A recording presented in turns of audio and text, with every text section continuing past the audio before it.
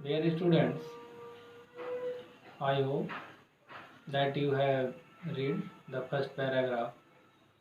of the second lesson. We are not afraid to die if we all be friends together. Now we are going to discuss over the next paragraph of the same lesson.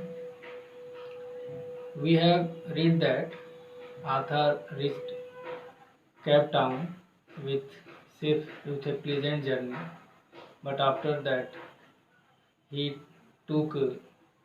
on he hired two sailors for his help in further sea journey, and he started his journey from Cape Town. Now listen the text carefully. On our second day out of Cape Town, we began to encounter strong gales. For the next few weeks, they blew continuously. Gales did not worry me, but the size of the waves was alarming, up to 15 meters, as high as our main mast. In this line, writer narrates the journey from Cape Town. He started journey from Cape Town on the second day. ये कह रहा है कि Cape Town से आगे चलने के बाद दूसरे दिन on the second day we began to encounter to face सामना होना आमना सामना होना encounter strong gales gales means जैसे तेज हवा स्ट्रांग विंड्स तो तेज हवाओं से उसका सामना होने लगा began to encounter strong gales for the next few weeks नहीं अगले कुछ सप्ताह तक दे ब्लू कंट they here they refer to strong gales तेज हवाएं लगातार चलती रही कई सप्ताह तक तेज हवाएं चलती रही Gales did not worry me writer बताता है कि जो गेल्स थे यानी जो तेज समुद्री हवा थी वो उसके चिंता का कारण नहीं थी he was not worry at all towards the Gales but the size of the waves was alarming लेकिन जो वेव का साइज था जो तरंगे थी जो वेव्स थी उनकी जो साइज थी आकार था ये खतरनाक था अलार्मिंग डेंजरस क्योंकि कह रहा है कि अप टू 15 मीटर 15 मीटर तक ऊंचाई तक जाता था और लगभग उतनी ऊंची जितनी कि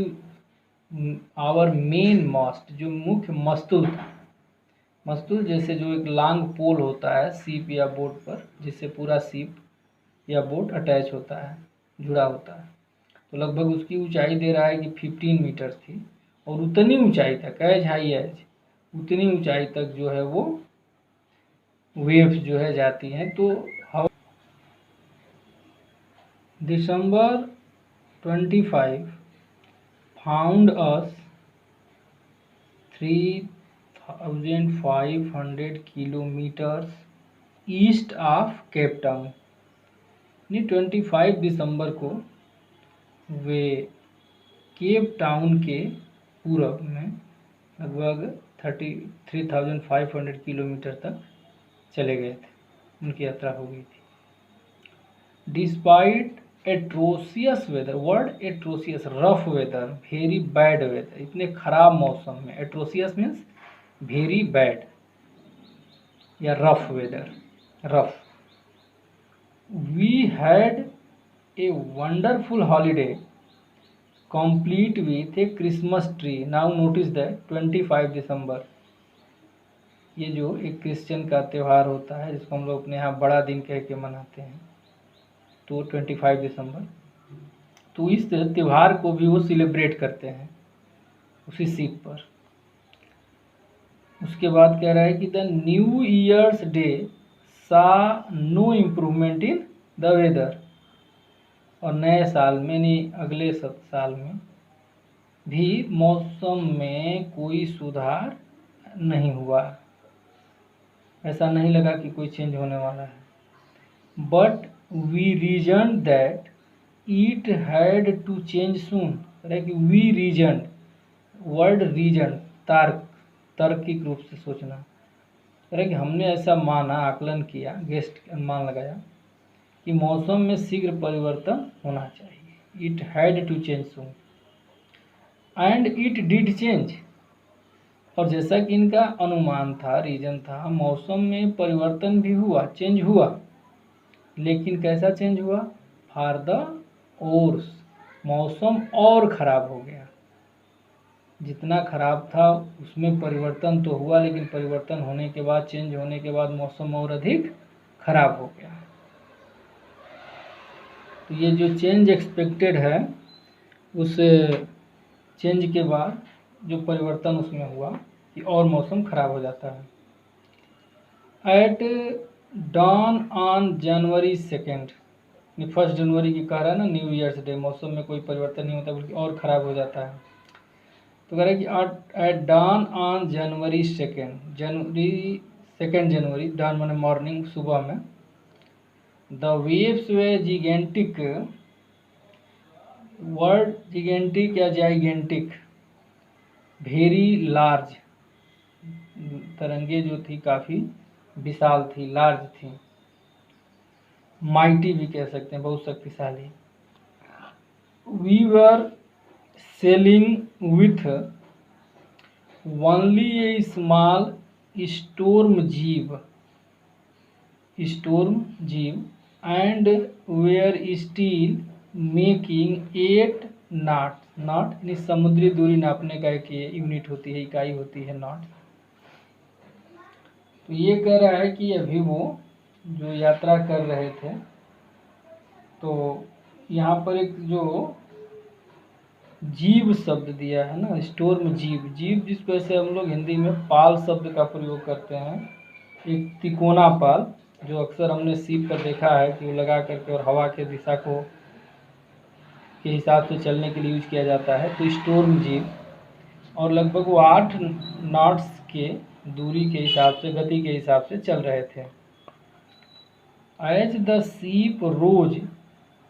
to the top of each wave we could see endless, अनंत होता है ना, काफ़ी लंबा, एनॉर्म्स, वेरी लार्ज, बहुत बड़ा, विशाल, seas rolling towards us and screaming, एक तरह से चीखने चिल्लाने की आवाज़ होती है, इस आवाज़ का जिक्र किया है। ऑफ द विंड, लेकिन ये हवा की तेज गति से हवा चलती है तो जो आवाज़ होती है उसके लिए प्रयोग किया है। Wind and spray was painful to the ears, और जो उसकी फुहार थी इतनी डरावनी थी। कहने का मतलब कि समुद्र के जब ऊपर, लहरों के ऊपर जब उसकी नाव चढ़ती थी तो नीचे जो समुद्र दिखता था सामने आते हुए, जो तेज हवा थी वो काफ़ी डरावनी थी। To slow the boat down we draft the storm jib, गति कम करने के लिए जो जीव थी उसको इसने, स्टोर्म जीव, उसको ड्राफ्ट कर दिया। And लेस्ड a heavy mooring rope in A loop across the stern, और जहाज का जो पोर्शन था, पिछला पोर्शन